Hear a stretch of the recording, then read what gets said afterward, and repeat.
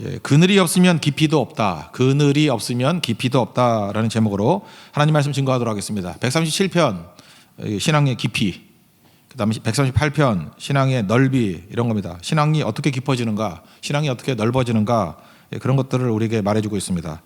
137편입니다. 신앙의 깊이인데 그늘이 없으면 깊이도 없다. 뭐 이 얘기를 말해주고 있습니다. 그러니까 어떤 사람을 보면은 늘 명랑합니다. 늘 시끄럽습니다. 리액션이 너무너무 좋아요. 뭐 말만 하면 맞아 하고 맞장구 치고 막 시끄럽고 뭐 조증에 걸린 것 같아요. 항상 즐거워요. 바보는 항상 즐겁다고. 예.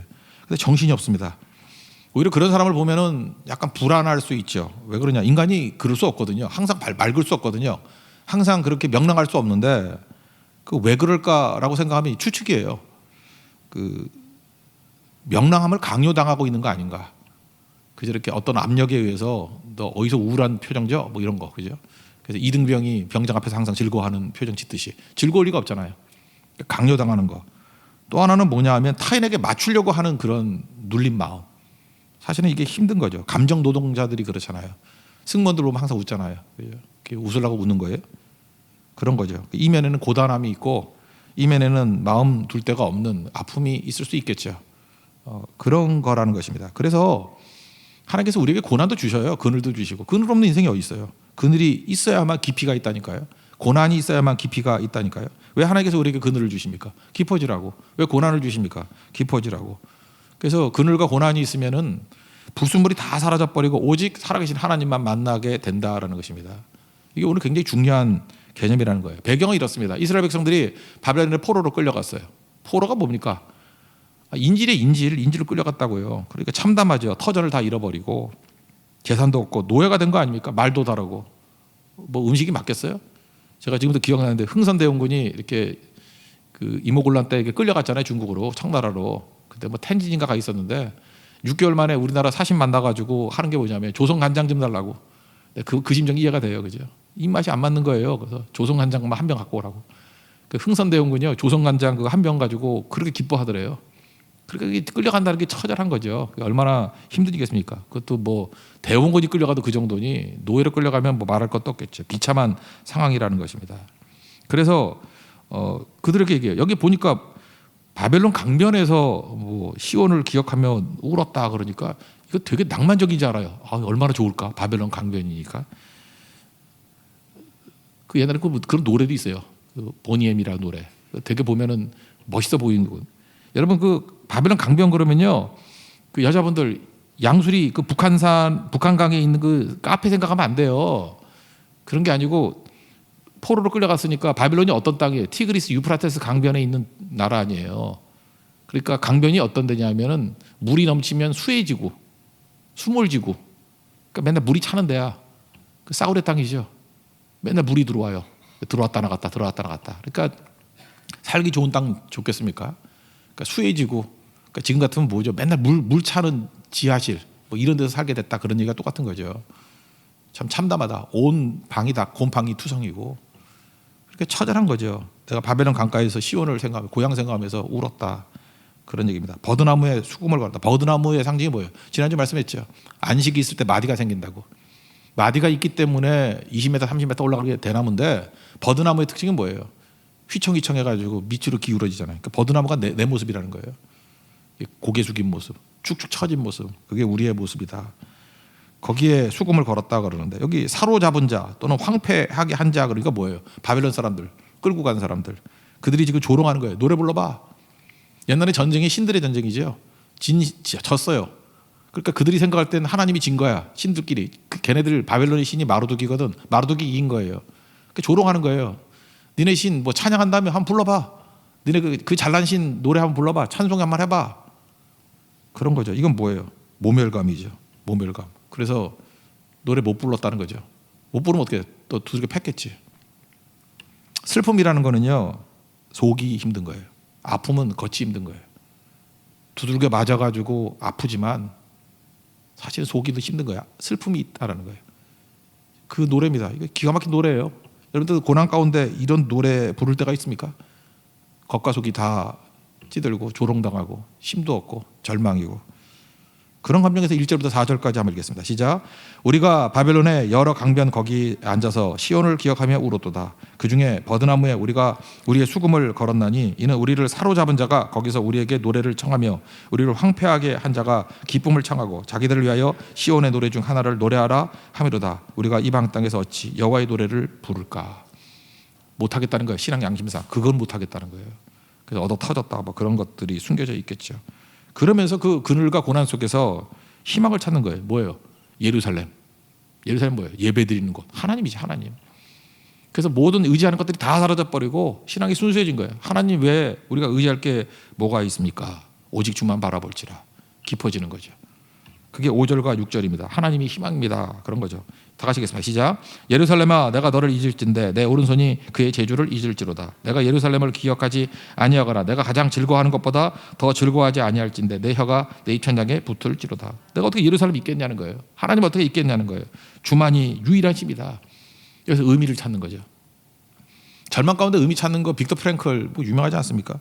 의사인데 자기도 정신과 의사예요. 그 독일의 그 아우슈비츠에 끌려가가지고 그 흰 가운 입은 의사가 오른쪽 그러면 사는 거고 왼쪽 그러면 노역이에요. 죽거나 노역. 살아남았죠. 근데 희망 없이 살 수가 없는 거예요. 그래서 스스로에게 자기가 의미를 부여해요. 뭐 여러 가지 의미 부여해요. 제일 처음에는 뭐 자기가 애를 쓸수록 우리 가족이 편해질 거야. 그런 영광하기도 없는데 그런 의미를 부여하는 거예요. 이미 가족은 다 죽었지만 모르고 있는 거예요. 그때는 의미를 부여하니까 좀 살만하다라는 거예요. 그래서 그 다음에 의미를 부여하기 위해서 수염 나니까 깨진 병 가져다가 면도를 하죠. 그러니까 이게 시퍼렇게 막 피멍이 들고 막 하니까 그죠? 싱싱해 보이죠. 그 남자들도 그 면도기 주지 말고 면도기 한 1년 쓴 면도기 주면 돼. 막 그럼 털이 막 뜯겨 나오거든. 살도 막 뜯겨 나오고. 그러면 피부는 상하지만 되게 건강해 보여요. 핏빛이 막 보니까. 그런 모습이 보니까 차마 죽이지 못하는 거예요. 의욕이 있잖아요. 수염 깎은 사람. 누가 제일 먼저 죽냐? 수염 긴 놈부터 죽더래.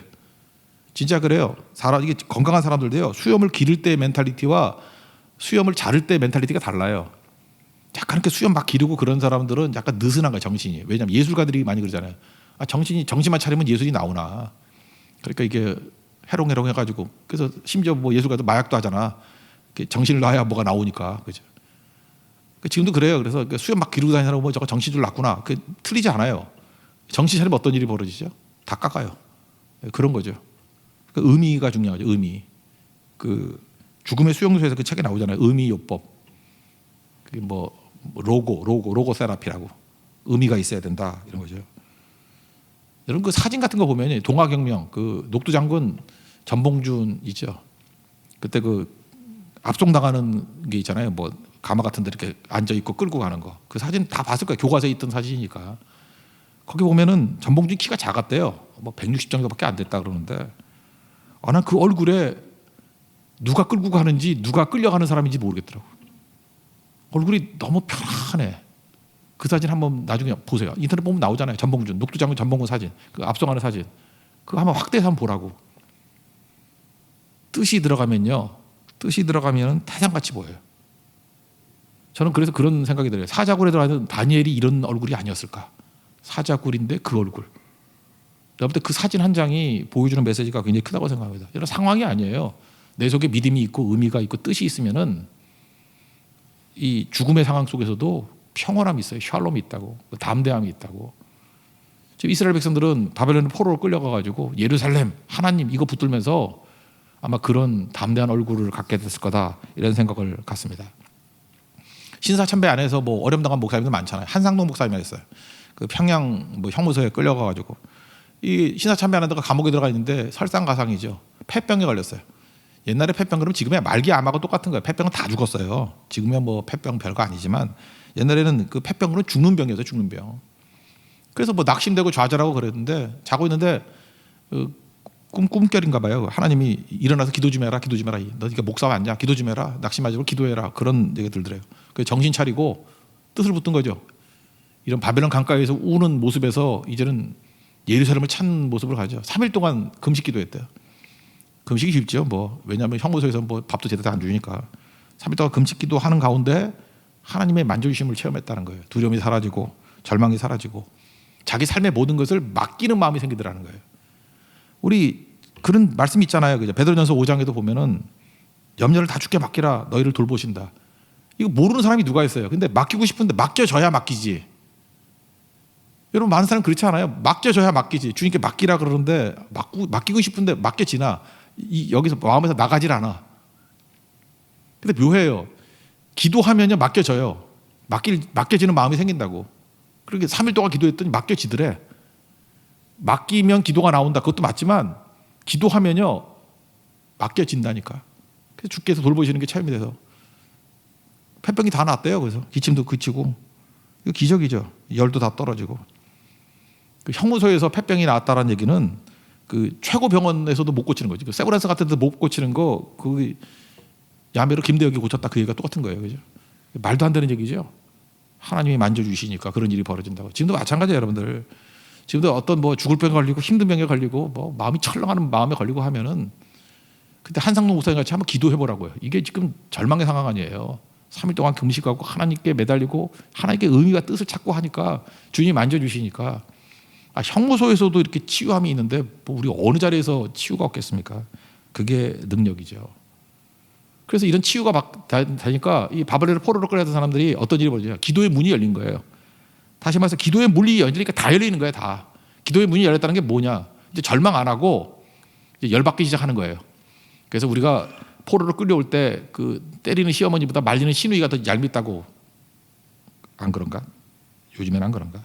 거기 에돔이라는 놈이 있어요. 에서 후에 그 예루살렘이 그 불타고 막 그럴 때 느부갓네살 왕 때 그때 옆에 와가지고 막 공격도 하면서 잘 무너졌다 이렇게 막 박수치고 좋아하는 놈들이 있었다가 에돔. 그러니까 미워 죽는 거야. 끌려갈 때도 아이고 고소해 이런 놈들.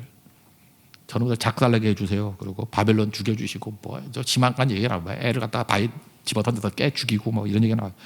이건 무슨 얘기예요? 이 기도를 그대로 보지 말고 기도의 문이 열렸다라는 거예요.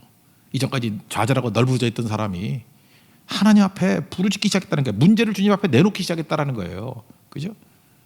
그 다음에 이제 씨가 없기 때문에 그런 거지. 하나님이 뭐 이렇게 하겠어요. 사람한테 이렇게 하면 문제가 되지만 하나님께 쏟아 부었다는 게 뭐예요? 이제는 척하지 아니하고 진실 가운데 서게 됐다 그런 거죠. 척하지 않았다. 언제 진실이 나와요? 고난 중에 바닥까지 내려가면 진실이 나와요. 내 마음을 쏟아붓고 척하고 외식하는 거 이것만큼 문제가 되는 게 없죠. 계속 기도하면요 진실해져요. 어떤 남자는 예수 제대로 안 믿고 여자가 예수 잘 믿는 분이에요. 뭐 그렇게 결혼할 수도 있죠. 예. 고난은 심하겠지만. 근데 약속을 했어요. 결혼 전에 약속을 좀 단단히 해야 돼. 너 안 믿지만 예배 나가자. 이따 교회 가자. 두 번째, 자기 전에 손 붙잡고 기도하고 자자. 그러니까 뭐 남자가 뭐 눈이 뒤집었으니까 뭐 다 예스 하지. 그래서 진짜 뭐 교회도 예배도 드리고 또 잘 때 기도도 하고 했대요. 그러다가 그게 오래 가나. 조금 지나고 난 다음에 그렇게 하다가 조금 지나고 난 다음에 또 술 퍼마시고 이제 느슨해지니까 이제 결혼 생활도 오래되고 하니까 쓰러져 그냥 자더라는 거야. 너 혼자 기도해. 나 안 해. 그 아내가 속상한 거죠. 속았다. 그때는 늦었지. 이게 뭐냐. 그래도 계속했대. 그게 중요한 게 그래요. 기도를 계속해라. 기도를 멈추지 마라. 그 노래 좀 이따 불러야겠어. 기도를 멈추지 마라. 계속 찬양하는 마음으로 그 남편 술 퍼마시고 퍼져 있는데 기도했대요. 하나님, 저 하나님께 약속했는데 언약했는데 네데르 서약했는데 우리가 같이 예배드리고 꼭 기도하고 잔다고 예배드렸는데 이놈이 술 마시고 와가지고 누워 있네요. 그렇게 좀 들리게 기도했대요. 그때 술 마시는 그 술 취한 남편이 벌떡 일어나다니면 야, 술 마셨다고 하지 말고 아프다고 해 그래. 이게 믿음이 없는 거예요, 믿음이 있는 거예요. 술 마시고 있지만 지금 하나님 앞에 서 있는 거 아니에요? 하나님을 속이려고 그죠? 술 마셨다 그러지 말고 아프다 그래. 하나님 그거 모를까 봐. 참 귀엽죠? 그 얘기는 뭐예요? 그 믿음이 잘한 거 아니에요, 그죠? 하나님 앞에 서 있다라는 거. 그래서 같이 웃었다고 기도하다 웃는 일도 있어요, 그죠? 이게 되게 중요한 거죠. 그러니까 뭐예요? 진실함이 나온 거예요. 진실함이. 이게 되게 중요한 거죠. 그래서 기도의 문이 열리기 시작했어요. 하나님만 바라보니까 기도의 문이 열리면 다 끝난 거예요. 이제 부르짖기 시작하니까 이제 부르짖으면 다 응답이죠. 이 분노부터 막 쏟아붓고 아픔부터 쏟아붓고 이때부터 기도의 문이 열리니까 이제 뒤에 가서는 생략해도 되겠죠. 이제 하나님의 뜻대로 구하는 기도가 있겠죠. 열받는 기도 우리도 같이 한번 해봅시다. 7절부터 9절까지 읽겠습니다. 시작. 여호와여, 예루살렘이 멸망하던 날을 기억하시고 에돔 자손을 치소서. 그들의 말이 헐어버리라 그 기초까지 헐어버리라 하였나이다. 멸망할 땅 바벨론아, 내가 우리에게 행한 대로 내게 갚는 자가 복이 있으리로다. 내 어린 것들을 바위에 메어치는 자는 복이 있으리로다. 이게 뭐예요? 기도 문이 열렸다 그런 얘기죠. 물론 이 기도로 끝나지는 않겠죠. 기도의 문이 열리면 다 열리게 된다는 것입니다.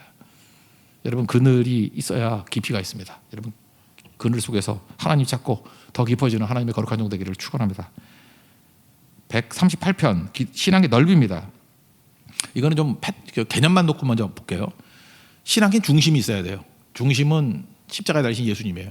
그러니까 연약한 예수님이 되고 그 예수님을 만나는 내 개인적인 체험이 동심원, 이렇게 호수에 돌멩이 던지면 원이 점점 커지죠. 확산되는 거예요. 그러니까 성령이 너에게 임하시면 너희가 권능을 받고 예루살렘과 유대와 사마리아 땅까지 동심원이죠. 이렇게 된다라는 거예요. 중심은 성령 받고 권능 받고 성령 임하면 권능 받고 예수님이 중심이 되고 동심원이 이룬다. 사도행 1장 8장과 똑같은 개념이 138편의 개념이라는 것입니다. 패턴이 이래요. 먼저 개인에게 임한 감사예요. 감사합니다. 그래놓고 과거에 있었던 위험을 묘사해요. 위험이 있었는데 하나님이 개입하셔서 구원해 주셨어요. 여기까지는 개인적인 체험이죠. 이것이 보편적인 구원이 돼서 다른 사람들에도 이렇게 되기를 원해요. 그리고 심지어 대적들까지도 입에서 하나님 찬송하는 말이 나오기를 원해요. 그래서 138편은 두 개념으로 보면 이해가 돼요. 중심과 확산, 중심과 동심원적인 확산. 그럼 중심이 뭐가 돼야 되느냐? 그 고난당하신 어린 양이 돼야 된다. 죽임당하신 어린 양이 돼야 된다. 이건 요한계시록 5장의 개념인데 5장에 보면 보좌에 계신 그 모습들을 보잖아요. 그 중심에 누가 있어요? 죽임당하신 어린 양이 있다는 거예요. 죽임당하신 어린 양이 뭐예요? 연약한 분이에요. 십자가에 달린 분이에요. 그 연약함이 중심이 있어요. 그게 기독교예요. 예수님이 계시는데 죽임당한 예수님이에요. 십자가의 예수님이에요. 연약한 예수님이에요. 그게 중심에 있는 거예요. 그때의 평화가 있는 거죠. 중심에 강함이 있는 게 아니에요. 연약함이 있는 거라고. 연약한 십자가에 달린 예수님. 우리 가정도 그렇잖아요. 가정이 기쁠 때가 언제예요? 기쁨과 평화가 임할 때가 언제예요? 아기를 낳아봐요. 그 집에서 제일 연약한 애가 누구예요? 애기예요. 아기 중심으로 움직이죠. 아기 중심으로 움직여 가니까 기쁨이 있는 거예요. 가끔마다 그 몹쓸 놈의 부모들 있잖아요. 애는 자동차에 놔두고 뭐 둘이 뭐 놀러 갔다며. 그래서 뭐 애 죽고 그러는 거 나오잖아요. 말도 안 된다고 얘기하는 이유가 뭐예요? 그놈의 집안은 철이 없는 거죠. 철이 없는 게 나쁜 놈들이죠. 강한 부모 중심으로 가면 애 죽이는 거죠. 근데 기본적인 인간성을 가지고 있는 정상이라 그러면 집에서 제일 약한 사람 중심으로 가잖아요. 아이가 몇 명 있어요. 그러면 그 강한 애 중심이에요? 약한 애 중심이에요? 혹시 장애아가 있다면 장애를 입은 애 걔가 중심 아니에요? 그래 가정의 기쁨이 있지. 뭐 잘난 놈들만 내세우고 뭐 장애 입은 애들은 숨겨놓고 키우지 뭐 보여주지도 않고. 근데 그래가지고 망하는 집들 많이 봤어요. 하나님께서 그 집에 제일 약한 사람을 몰아준 게 뭐냐? 그 사람 중심으로 살라는 거예요. 그러면 기쁨이 임하고 평화가 임해요. 나중에 나이가 들면 부모님들이 나이 들어서 노인 되잖아요. 그래서 효도가 뭔지 알아요? 그 약해진 부모님을 중심으로 움직이면은 평화가 임하는 거예요. 근데 강하다 그러는 자식 새끼들이 뭐 지도 힘이 있다고 자기들 중심으로 움직이고 뭐 꾸어나던 보리떡같이 이렇게 대우하면은 평화가 다 깨져 버리는 거예요. 싸움질 나는 집이 그거 아니에요. 그러니까 언제나 가정도 그렇고 교회도 그렇고 약한 자를 중심으로 움직이면 기쁨이 임하고 평화가 임한다. 그게 메시지라고요. 그래서 하늘 보좌의 메시지가 죽임당한 어린 양이 중심이다. 이거를 말해주고 있습니다. 그리고 그 주변에 내 생물, 피조물들을 대표하는 거죠. 24장로. 그 다음에 그 옆에 뭐가 있어요? 천군 천사. 아까 79장 찬송했죠. 주 하나님 지으신 모든 세계. 주님의 높고 위대하심이 온 세계에 퍼진다. 이게 막 동심원이 퍼져나간다. 이게 꿈이에요. 그래서 심지어 이방의 왕들까지도 고백하게 된다. 오늘 중심부터 한번 살펴봅시다. 1절 2절이 중심이에요. 하나님 중심, 보좌 중심, 예배 중심. 1절 2절 읽겠습니다. 시작. 내가 전심으로 주께 감사하며 신들 앞에서 주께 찬송하리이다. 내가 주의 성전을 향하여 예배하며 주의 인자하심과 성실하심으로 말미암아 주의 이름에 감사하오리니 이는 주께서 주의 말씀을 주의 모든 이름보다 높게 하셨습니다. 그 다음에 중심이 예배인데 그 중심이 예배되는 것이 뭐냐? 약한 자, 낮은 자를 중심으로 임한다는 걸 보여주는 게 6절이에요. 6절 읽겠습니다. 시작. 여호와께서는 높이 계셔도 낮은 자를 굽어 살피시며 멀리서도 교만한 자를 아심이니이다. 낮은 자를 굽어 살피시는 하나님. 그러니까 죽임당한 어린 양, 약한 자를 중심으로 움직이는 교회, 성도. 그러니까 기쁨과 평화가 있다는 것입니다. 그러면 그 중심이 되면 어떤 일이 벌어져요? 그 중심에서 하나님의 임재가 있고 이게 퍼져나가는 거예요. 나중에 어디까지? 대적까지도 그 입술에서 하나님을 찬미하는 거예요. 특별히 다니엘서를 보면요. 여러분 아까 얘기했잖아요. 그 37편에서도 그 전쟁이 신들의 전쟁이라고. 그 지면은 그 신이 진 거예요. 그러면 바벨론의 포로로 끌려갔어요. 다니엘서 같은 데 보세요. 그러면 여호와 하나님은 진신 아니에요. 자기들 마루두고 이긴 신이고. 근데 포로로 끌고 갔던 그놈이 느부갓네살인데, 느부갓네살이 다니엘이 예언하잖아요. 예언. 꿈 해석하잖아요. 꿈 해석하고 난 다음에 하여튼 그 이상한 짓 많이 해요. 그 뭐가 되냐면 그게 3장 마지막쯤에 나오는데 느부갓네살이요 쫓겨나서 소처럼 풀 뜯어먹고 그 다음에 머리 비장을 안 가가지고 독수리 털같이 돼버리고 손톱은 새의 발톱같이 돼버렸대. 그러니까 미친놈 됐다는 거죠. 그렇게 진짜 낮아졌다가 하나님 회복시켜줬어요. 그러니까 느부갓네살이 살아계신 하나님을 인식하고 너무 기뻐가지고 4장 34절부터 37절까지 쭉 나오는데 37절 한 절만 읽어드릴게요. 느부갓네살이 하나님을 찬송하는 거예요. 나 느부갓네살은 하늘의 왕을 찬양하며, 이게 여호와 하나님입니다. 칭송하며 경배하노니 그의 일이 다 진실하고 그의 행하심이 의로우시며 교만하게 행하는 자를 그가 능히 낮추심이라. 하나님 찬미해요. 느부갓네살이 하나님을 찬미한다고. 이게 148편의 비전이에요. 대적이 하나님을 찬송하게 되는 거. 그 다음에 다리오 왕 때, 다리오 왕 그 사자굴에 들어갔잖아요. 사자굴에 들어갔다가 뭐 놔두고 그 딴 놈들 그 죽이려고 하는 놈들 다 죽여버리잖아. 다니엘서 6장 26절 읽어드리면 이제 조서를 내린다 그러면서 내 관할 아래 있는 자들은 자기는 모르니까 다니엘의 하나님 앞에서 떨며 두려워할지니 그는 살아계신 하나님이시요 영원히 변하지 않으실 분이시고 그의 나라는 멸망하지 아니할 것이요 그의 권세는 무궁할 것이고 뭐 이렇게 쭉 나가요. 다리오의 입을 통해서 하나님을 찬미한다고. 그래서 다니엘서 읽을 때 이게 굉장한 사건이에요. 우리 그냥 성경에 맨날 하나님 찬송만 나오니까 대충 나가는데 원수의 입에서 찬송이 나오는 거예요. 느부갓네살의 입에서 찬송이 나오고 다리오의 입에서 찬송이 나오는 거라고. 이게 바로 뭐예요? 내 개인의 믿음이 말씀을 통해 이렇게 퍼져나간다. 이게 어떻게 퍼져나가는 거예요? 말씀 붙들면 말씀이 일을 한다. 말씀이 일한다는 게 뭐죠? 하나님이 일을 하신다 그런 얘기죠. 3절부터 5절까지 읽겠습니다. 시작. 내가 간구한 날에 주께서 응답하시고 내 영혼에 힘을 주어 나를 강하게 하셨나이다. 여호와여 세상의 모든 왕들이 주께 감사할 것은 그들이 주의 입의 말씀을 들음이오며 그들이 여호와의 도를 노래할 것은 여호와의 영광이 크심이니이다. 이거죠. 내 속에 있던 신앙의 간증들이 이게 막 동시mon까지 퍼져나가서 이제는 그죠. 세상의 모든 왕들이 주의 이름을 찬미한다는 거예요. 뭘 통해서? 주의 입의 말씀을 통해서. 그러니까 우리가 할 일이 뭐예요? 선교하는 거죠. 말씀 증거하는 거. 딴 거 하는 거 아니에요. 말씀만 증거하면 말씀이 일을 하는 거예요. 하나님이 그 말씀을 가지고 일을 하게 된다라는 것입니다. 그 전도 안 하면 뭐가 되죠? 우리 논리 가지고 세상은 망할 놈들, 죽일 놈들 그러고, 그죠? 욕만 하고 세상은 왜 핍박만 해? 이러고 우리는 우리끼리 모여가지고 있으면. 1976년에 이청준 씨라고 그 소설가 있죠. 당신만의 천국이라는 소설이 있어요. 그 대학 다닐 때 뭐 공부도 하고 그랬었는데 조백헌이라는 사람이 소록도 전라남도 소록도 나병환자 있는 곳에 병원장으로 갔어요. 뭐 이렇게 권력 가지고 있는 사람들은 뭐 꿈이 있지. 집단의 꿈을 가지고 소록도를 천국으로 만들 거야 이렇게 마스터 플랜을 가지고 막 꿈에 부풀어 있어. 내가 못할 게 뭐가 있어. 근데 문제는 뭐냐? 지기준이야. 자기 기준으로 자기 멋대로 자기 마음대로 막 하는 거예요. 그죠? 막 권력 가지고 이대로 하란 말이야. 그럼 천국이 될 건데 무소불위의 권력을 가지고 지멋대로 막 그죠? 사람 소리 들을 생각도 안 하고. 그러니까 제목이 그거예요. 당신만의 천국. 뭐예요? 백성하고는 관계없는 너만의 천국이라고. 너만의 당신만의 천국이라고. 그래서 그 당신만의 천국에서 보여준 메시지가 뭐예요? 사랑과 자유 없는 권력. 이거 아무것도 아니고요. 그 다음에 대적 만드는 편가르기 하는 그런 천국. 그거는 지옥 만드는 거다. 메시지예요. 지금도 읽을 가치가 있어요. 당신만의 천국. 그러니까 자유 없는 권력은 증오를 낳고요. 사랑 없는 권력은 강요되는 의무만 남길 뿐이고 결국은 지옥 만든다는 거예요. 메시지예요. 메시지. 중요한 거죠. 그러니까 우리가 붙들어야 될 게 뭐예요? 말씀으로부터 나오는 그 겸손한 힘이 될 때 이방의 왕까지도 하나님 앞에 부르짖게 된다 그런 거죠. 또 다른 말은 성령이 필요해요. 하나님이 필요한 거라고. 이걸 이제 신학에서는 그 플랫 타이어 테올로지라고 그러는데 펑크난 타이어 신학?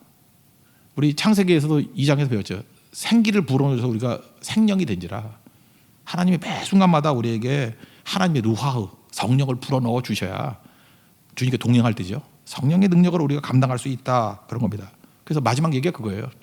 성령께서 우리가 동행해 주시면 우리를 사랑하게 하시고 막으시고 구원하시고 보상해 주시고 우리를 버리지 아니하시고 승리한다. 내 힘으로 한다가 아니죠. 말씀으로 한다? 또 뭐예요? 말씀을 한다가 말씀이 3위 예수님이잖아요. 예수님. 2위 예수님. 성자 예수님. 그다음에 그 여기서 그 성령으로 한다가 뭐예요? 생령. 3위이신 성령 하나님. 그리고 하나님이 주관하신다. 삼위일체 하나님이 다 동원하는 거죠. 이것만 마지막 읽고 마치겠습니다. 7절 8절 읽겠습니다. 시작. 내가 환난 중에 다닐지라도 주께서 나를 살아나게 하시고 주의 손을 펴사 내 원수들의 분노를 막으시며 주의 오른손이 나를 구원하시리이다. 여호와께서 나를 위하여 보상해 주시리이다. 여호와여 주의 인자하심이 영원히 하오니 주의 손으로 지으신 것을 버리지 마옵소서. 그러니까 하나님의 나라를 어떻게 이루어지느냐. 중심이 십자가에 달리신 예수님, 죽임당하신 예수님 중심이 돼서 말씀 증거하고 성령과 동행하게 되면은 동시범같이 퍼져나간다. 그래서 대적들까지도 대적을 죽인다가 아니에요. 그들의 입술에서까지도 하나님을 찬미하는 일들이 벌어지게 될 것이다. 이건 비전이고 꿈입니다. 이게 신앙의 넓이에요. 고난을 통해서 깊어지고 또 우리 하나님의 내게 주신 축복과 은혜를 통해서 선교를 통해서 이런 하나님의 넓이를 체험할 수 있는 하나님의 거룩한 종 되기를 축원합니다. 자리에서 일어나겠습니다. 거친 주의 십자가 찬양하겠습니다. 아니 아까 기도를 멈추지 말라 그랬죠. 예, 기도를 멈추지 말라 찬양하겠습니다.